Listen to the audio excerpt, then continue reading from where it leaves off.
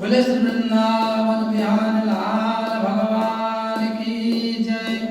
श्रीमद् भागवत महापुराण की जय। हे पिताजी, आप तो अभी अच्छी भली भांति समझ गए। गोकर्ण जी महाराज आत्मादेव जी को कह रहे हैं।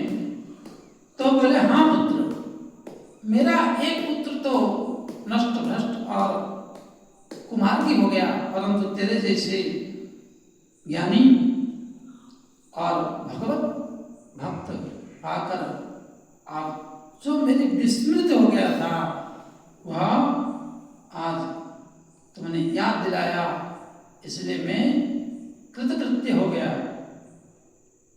धर्मं भजस्व सततं त्यज लोक धर्मान् सेवस्व साधु पुरुषान् जय काम तृष्णाम्।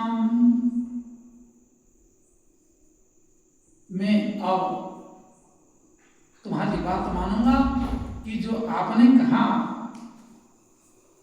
कि भजस्व सततम, भगवान की भजन करो, सततम लोक धर्मान त्यज। अब हमारी उम्र के अनुसार भी लोक धर्म शोभा देता है। जैसे बच्चों की शादी हो जाए 1 2 साल 3 साल 5 साल बाद, उनको संसार की रिश्तेदार की जो व्यवहार है उनको सौंप के अपने को भजन करना चाहिए। परंतु हम कंजड़ होते हैं, जीवन भर उसको माथे पर ढोते हुए मरने तक, शमशान तक लेके जाते हैं। इसलिए बच्चे बिगड़ते हैं और बच्चे गुस्साते भी। कुछ माता पिता की भी गलती होती है, इस पर भी हमें ध्यान देने योग्य है। जब शादी हो जाए 2-4 साल बाद उनको सारी जिम्मेदारियां थमा दे के अपने भजन में लग जाओ, हो जाने हानि लाभ। अपने गुरुदेव भगवान हमारी आश्रम की जब महंताई देने के बाद वो तखत लगाना छोड़ दिए थे। मतलब तखत पे नहीं सोते थे, कहते थे हमने महंताई दे दिया। अब हमारे एक गुरु भाई हैं राघवानंद जी, उत्तरकाशी केदार मंदिर केदारघाट के, उनको दे दी। और हनुमान मंदिर श्री रामबाला जी को दे दी। महंताई देने के बाद वो नीचे सोने लगे चटाई पीछे। ये महापुरुषों की जीवनी। और कोई रोड के किनारे का नहीं, पूरे 90 देशों में रामार्चन करने वाले, भारत में 51 पीठों में करने वाले, 4 धाम में करने वाले, सप्तपुरी में रामार्चन करने वाले, नेपाल में, और सभी धाम में रामार्चन का उनको वशिष्ठ पद उपाधि प्राप्त था।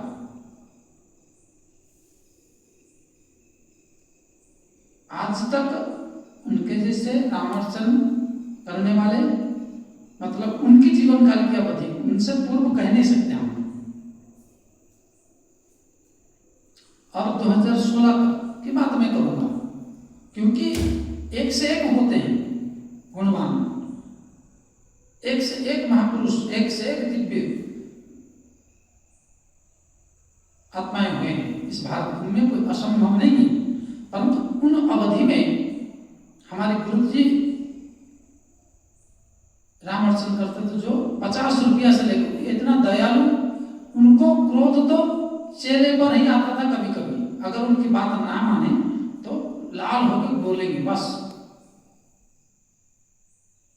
और रामार्चन 50 रुपया से लेकर 15 लाख तो मैंने देखा हूं। उनकी रामार्चन जो होता था छोटे मोटे नहीं होता था। एक दिन का पूजा नहीं, सुबह 7 बजे से लेकर रात को 9 बज जाता था। और 90 साल की उम्र में भी उन्होंने रामार्चन करते करते चले गए। इतनी उपासना, लोग कहते पूजा में कोई महत्व नहीं है, आपकी भावना नहीं है, इसलिए आपके लिए महत्व नहीं है। 90 साल की उम्र में वो ये कहते थे हमको कि भाई तुम्हारी कोई जरूरत नहीं है, हमें तुम्हारे हाथ से या किसी चेले के हाथ से 1 गिलास पानी नहीं पीना है। और वह सत्य, मतलब उनकी जो पूजा, उनकी जो उपासना था, इनकम की स्रोत से नहीं था। थे वैसे करोड़पति थे, करोड़ों रुपए उनके पास भी था, ऐसा नहीं। और आज के समय में तो 50 करोड़ का जगह है उत्तरकाशी में, गंगा तट पर ही, और मेन सिटी पे, मेन जगह पे। और एकमात्र वैष्णव जनों का गंगोत्री रूट और केदारनाथ के मार्ग है, वहां सेवा की जीवन भर श्री गुरुदेव भगवान। और गुरुदेव भगवान को तो उत्तरकाशी नाम से ही फेमस है, उनकी पूरी नाम भी लेने की जरूरत नहीं, ऐसे गुरुदेव भगवान की सेवा। परंतु उनकी एक बात बढ़िया लगा कि वो शरीर को जब परित्याग किए तो चलते चलते बियर करने के लिए शाम की जो भोजन है, नर्मदा तट पर गुजरात में भोजन के लिए बुलाए, तो थोड़ी दूर जाके बैठ गए, बस शरीर प्राण त्याग हो गया। सुबह ठाकुर जी की सेवा, हवन, पूजन, जाप, संध्या, वंदन सब कुछ किए। 90 साल हो गए, ना किसी के हाथ पकड़ने चलना या पैसा के लेके चलना, ये सब नहीं था, चल गई और चल दी। ये होता है साधना, ये होता है उपासना, ये होता है निष्ठावान। और जब महंताई करती है तो तखत पे नहीं सोए, अपने आप को ऊंचाई में नहीं रखे, बोले अभी वो महंत हुए, अब यहाँ का पाप पुण्य उनकी है। तो इसलिए कभी जो महंत दोनों बनाए, उन दोनों के साथ कभी नोक झोंक नहीं रहा। अब दिमाग से हटा दिया ना कि हमारा भी नहीं रहा, जो है सब तुम्हारा है, चाहे तुम साधु को खिलाओ, चाहे ठाकुर जी को खिलाओ, ना खिलाओ, चाहे तुम गंगा जी में फेंक दो, कौन आ रहा है कौन जा रहा है। अब वही अगर दिन रात वही आंख गड़ाए बैठे होते, अरे तूने ऐसा नहीं किया, वैसा नहीं किया, वैसा नहीं किया, तो फिर लड़ाई झगड़ा होता, गुरु चेले में मार काट होता, किस दिन गला दबा देते, अरे गुरु जी जिंदा है, बार बार परेशान कर रहे हैं, चले लो तकिया लगा के राम नाम सत्य कर दो। उसी प्रकार घर में भी जब बच्चों की शादी हो जाए, बड़े हो जाए, इनको आप अपनी जिम्मेदारी देके भाई पकड़ा हो, आप घर का चाहे विनाश करो चाहे उत्थान करो, परंतु मरने तक सासू जो है बहू को तंग करके, उल्टा सीधा करके, ससुर जो है परेशान करके पूरा तहलका मचा के बैठा देता है। तो अंतिम काल में जब जर्जरापन ग्रस लेता है तो वही बहू जो है गुस्सा रखी रहती है अंदर अंतःकरण में, क्योंकि आपकी ताकत के समय तो बोल नहीं पाती, भले उसकी जवानी है, लेकिन आपकी जवानी और आपकी पद प्रतिष्ठा के समय वो बोल नहीं पाती। परंतु आप जब लाचार हो जाते हो तब फिर खाने नहीं देती, झगड़ा डेली करती, मारती पीटती। आप बेटा ना होने की उपस्थिति में तो कई बहू को हमने देखा मारते हुए, क्योंकि आपने मारे हो पहले जब आपके समय था। मतलब यहाँ कहने का उद्देश्य है कि अपने ही कर्म अपने पास लौट कर आता है, चाहे आप उसको जान के करो या अनजान से करो। इसलिए महापुरुष लोग कोई भी कर्म करते हैं, किसी भी क्रिया को करते हैं तो पहले समझदार और समझदारी से करते हैं, सावधानतया।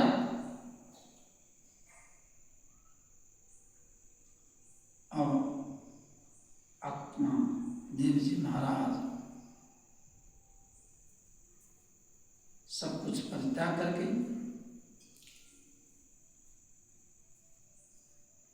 वृंदावन की ओर चल दिए। भगवान के भजन किए, करते करते प्राण को परित्याग कर दिए। गोकर्ण जी महाराज देखे कि अब तो दुष्ट है, धुंधकर अब जब बाप को नहीं छोड़ा, माँ को तो पैसा, बाप जाने के बाद माता को क्या किया कि मार कूट किया कि बाप कहाँ कहाँ पैसा रखा है बताओ। माता को कूट के लाद गुस्सा से जो परेशान किया, लाद गुस्सा रूपी वॉशिंग मशीन में डाल के पूरा तबाह कर दिया। तब माता जी ने अंधेरे में दौड़ती गई तो एक कुआं में गिर के प्राण त्याग दी। बोलिए श्री गोविंदाय नमः। बोले श्री रामदेव बिहारी लाल भगवान की जय। इसका परिणाम क्यों ऐसा हुआ माता का? बोले जो माता आत्मा देव ने फल दिया था पुत्र के लिए, लेकिन पति के साथ छल किया, वो फल को गौ को दे दिया और बहन की जो पुत्र हुआ वो लाके पुत्र के रूप में पति को दिखाया। ये अपराध अर्थात पति के साथ छल करने के कारण अधोगति को प्राप्त हुई, अकाल मृत्यु को प्राप्त हुई। उस समय तो उसने बड़ा मजा ले ली। तो अब यहां देखो, दंड नहीं मिलता, आप कहते हैं दंड नहीं मिलता तो धुंधकार की माता को क्यों मिला? जिस पुत्र को झूठ बोल के पति को, छोटी बहन की पुत्र को लाकर पुत्र रूप में स्वीकार किया, लालन पालन किया, सब कुछ किया, वही पुत्र ही मृत्यु का और अधोगति का कारण बना। धुंधकारी, धुंधली देवी अंतिम में घर छोड़ के भागते हुए भी कुआं में गिर के मरना पड़ा। अधोगति मृत्यु ही तो अपने कर्म और पति को धोखा देने वाला का एक दुर्गति होती है। इसलिए कर्म करने से पहले थोड़ा सोचो समझो, हम क्या कर रहे हैं, क्या करने जा रहे हैं। खाते समय तो बड़ा मजा लगता है महाराज, लेकिन जब पेट फाड़ के जाता है डॉक्टर को हम, तब कोई पीठ में नहीं आता। तब कहते हैं, डॉक्टर भी कहता दुआ मांगो, दवा तो हम कर ही दी, दुआ के बिना ठीक नहीं हो सकता। तब भजन होता है, मेडिकल में पढ़ते हैं जब, या विपत्ति में जब पढ़ते हैं। इसलिए जीवन में जब समय से पहले ही अगर भजन हो जाए तो, कबीर जी का एक पंक्ति बढ़िया याद आ रहा है। कबीर जी कह रहे हैं, दुख में सुमिरन सब करे,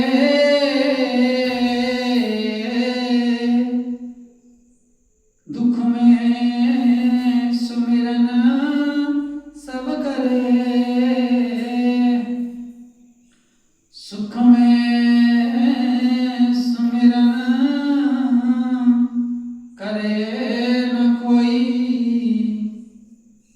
जो सुख में सुमिरन करे, तो दुख काहे को होई। अरे साधु,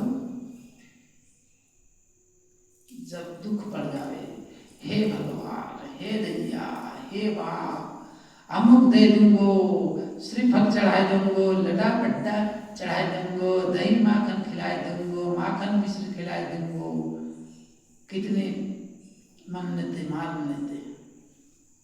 भाई ये एक बात सोचनी है कि इतना मन्नत क्यों मानते हैं। अर्थात जब मन्नत मानते हैं, अर्थात वो परमात्मा सेवन करता है, तब तो मन्नत मानते हैं और तब तो हमारी कामना पूर्ति होती है। अब जब सेवन करने वाला है तो काय नित्य नहीं खिलाते, विपत्ति पड़ने पर ही और अपने काम पूर्ति के लिए करते हो।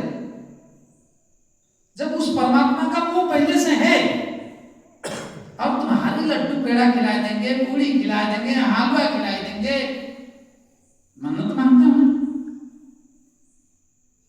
तो उस परमात्मा का मुंह है। जब मुंह है, तुम्हें विपत्ति पड़ेगा तभी खिलाओ, अब विपत्ति पड़ने से पहले क्यों नहीं खिला रहे? जब विपत्ति से पहले खिलाओगे तो विपत्ति ही नहीं आएगा। जितना खर्चा डॉक्टरों को दोगे और ऊपर से लड्डू पेड़ा में खर्चा करोगे, उतना तो प्रतिदिन भगवान के मुखारबिंद में पड़ेगा और आपके अन्न से पेट भरेगा। नहीं, वो नहीं महाराज, हम तो गृहस्थी है भाई। बाबा जी के पास तुम गृहस्थ हो सकते हो, यमराज महाराज के पास गृहस्थ नहीं हो सकते। वो फिर बढ़िया से अंडर कवर करता है, रिमांड में लेता है। जज साहब जैसे ऑर्डर दे दें क्या भाई इसका कोई बात नहीं, आप अपने ढंग से उगलवाओ। जब तक जज साहब ऑर्डर नहीं दिए तब तक तो भाई आप जो भी कोई लो, पुलिस को डराओ, धमकाओ, कानून आईपीसी धारा, बीएनएस धारा सुनाओ।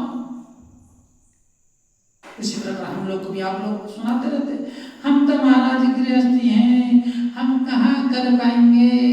अरे महाराज, घर में तो नित्य भोजन बनता है, उसको थोड़ा साफ सफाई से करना है।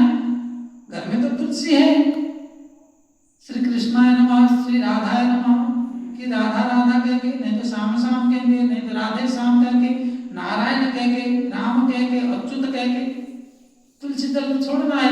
थोड़ी एक सेकंड प्रभु आरोग्य भोग, इतना ही तो कहना, कौन सा पहाड़ उठाना है भाई। भोजन तो बनना है, रोटी तो बनाते ही हो, चावल तो बनाते हो, दाल सब्जी तो बनाते हो, उसी को तो खाली तुलसी दल छोड़ना है और हरि को नाम लेना है। बोले हम तो गृहस्थी है महाराज, भजन करो। बोले हम गृहस्थी अभी कहाँ, जंजाल में फंसे। अब उसी जंजाल में फंसकर जिस दिन आप कोई महान विपत्ति पड़ जाए, तब जंजाल में रहते हो कैसे भगवान को बुलाते हो, तब तो बोलोगे आहा, फिर तो भिड़ जाओगे। श्री राम जय राम जय जय राम,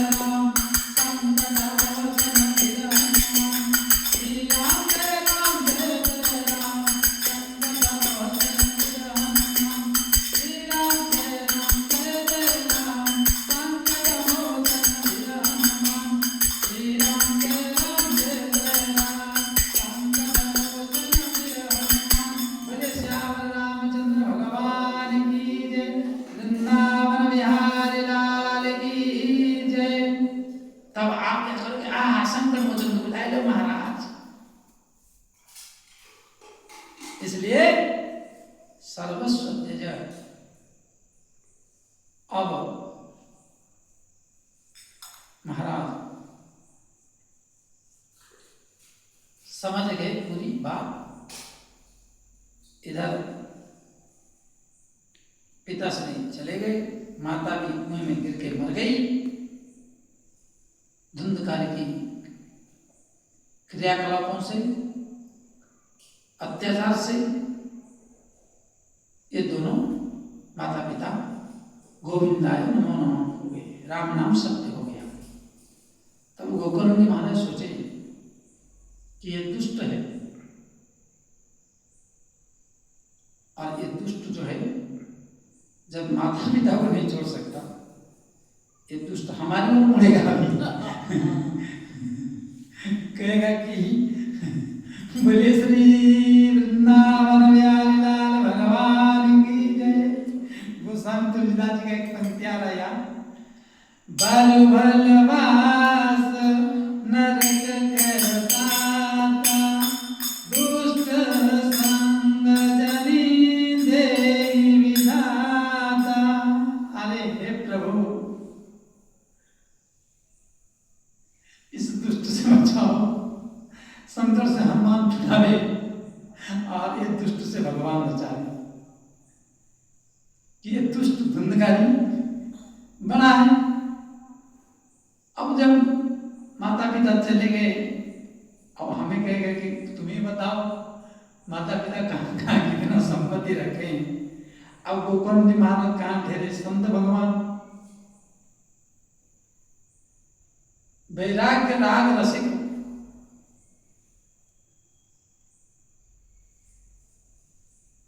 वैराग्य राग रसिक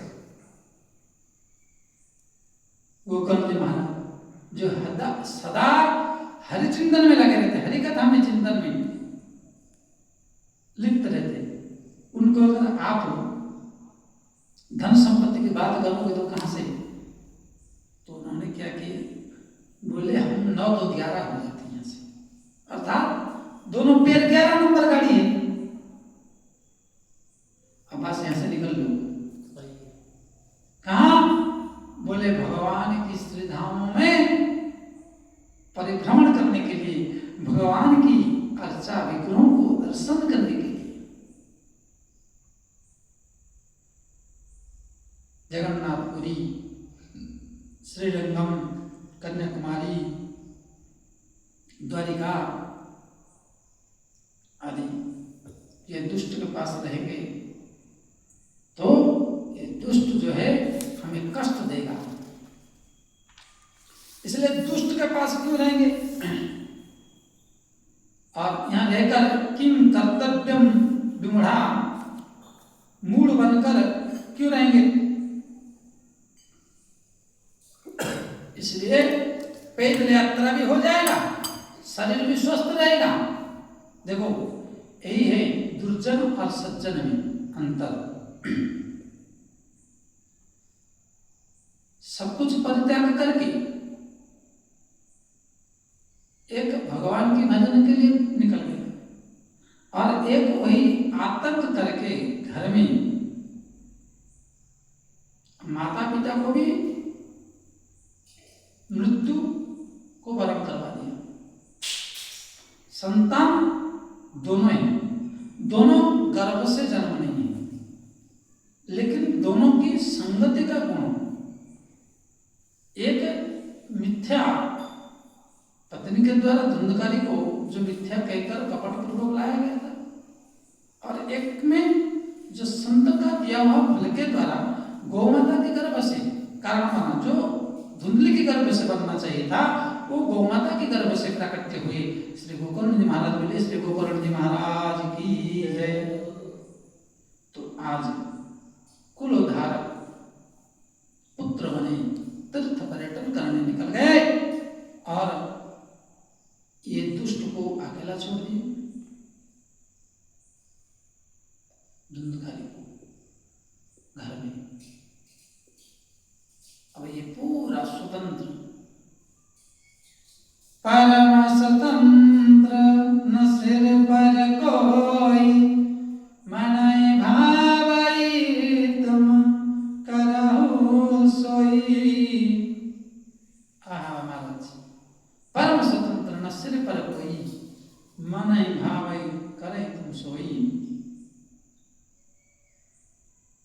धुंधकारी के ऊपर और कोई है नहीं टोकने रोकने झोंकने वाला। भाई निकल गए तीर्थ, माता पिता निकल गए यमराज के पास। इसने फिर 4-5 गणिका वेश्याओं को पकड़ के ले आए, उनके साथ व्यभिचार कर कुकर्मों में। वो तो केवल धन लोभी थे, क्योंकि पददारा वेश्याएं कभी अपना हो नहीं सकती, और जो लोक लुभावनी स्वरूपें की, वो केवल अर्थ और आपकी यौवन को लूटने के लिए ही माध्यम है, परंतु आपकी संरक्षण नहीं कर सकते गणिकाएं। अब घर की सभी संपत्ति खत्म हो गई, लास्ट में चोरी करने लगा धुंधकारी। चोरी करते करते बहुत दिन बीतने के बाद बहुत पैसा हो गया वेश्याओं के पास, क्योंकि ये तो पूर्ण रूप से सुरापान करके और उस गणिकाओं की सौंदर्य देह की वासनाओं को उपभोग करके इसकी संपूर्ण बुद्धि भ्रष्ट हो चुका था धुंधकारी का। सोचने की नहीं क्षमता रहती थी, चोरी करता था, वासना की पूर्ति करता था। तब गणिकाओं ने एक दिन विचार किए कि भाई ये जो है धुंधकारी डेली चुरा चुरा के ला रहा है। उस समय राज सत्ता रहता था, लोकतंत्र सत्ता तो नहीं थी, राजतंत्र। तो किसी दिन राजा के सैनिकों के हाथों ये पकड़ा जाए तो भाई राजा पीटेगा, सूली पर चढ़ा देगा, कठोर दंड देगा। बताओ कितने दिन से चोरी कर रहे हो, कहाँ कहाँ चोरी कर रहे हो।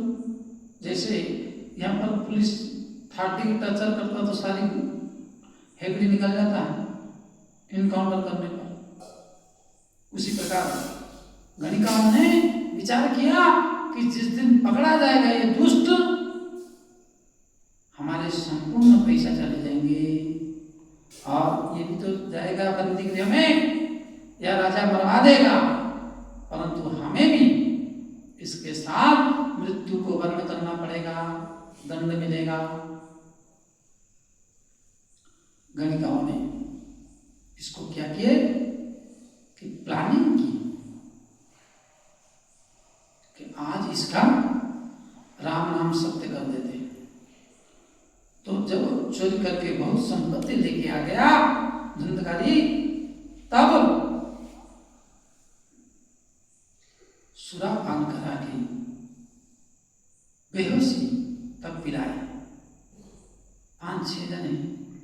फिर जब वो अपनी उठकर चलने योग्य नहीं रहा, तब उसी खटिया पर, उसी तख्त पे उसको रस्सियों से हाथ पैर को बांध दिए और कोई गला दबावे, कोई पेट में गुस्सा मारे, मरे नहीं दुष्ट।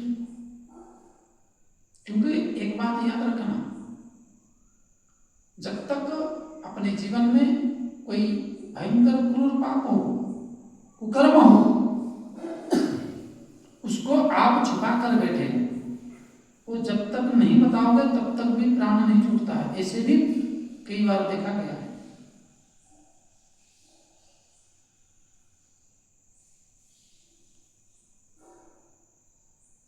और इस दुष्ट को भी ऐसे किया गया।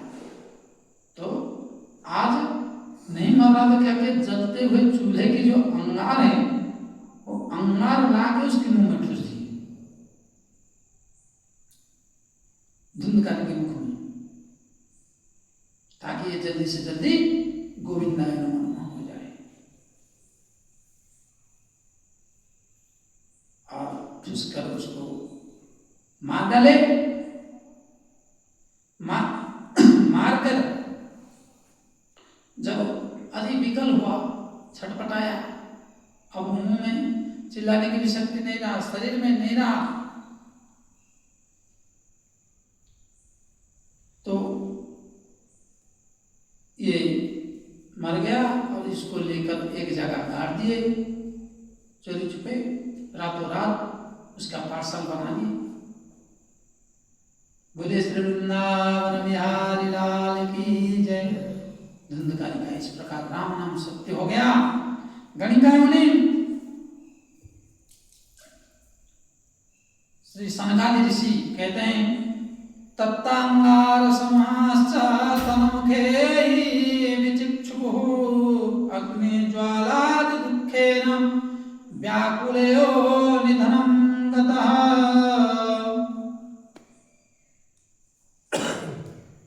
अंगारादि भर के जो मार दिया गया और राम नाम का सत्य होने के बाद हे सनकादि कहते हैं, हे नारद जी देखो कि जब प्राणी हमारे साथ छल करके और बड़ों को दुख देता है, जिस प्रकार धुंधकारी ने माता पिता को कष्ट दिया था, अत्याचार किया था, उनको मरने के लिए, घर त्यागने के लिए मजबूर किया था, आज वही गणिका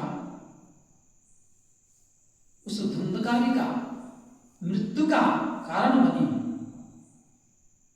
इसलिए कर्म प्रधान विश्वकरि राखा, जो जस करहि सो तस फल चाखा। कर्म प्रधान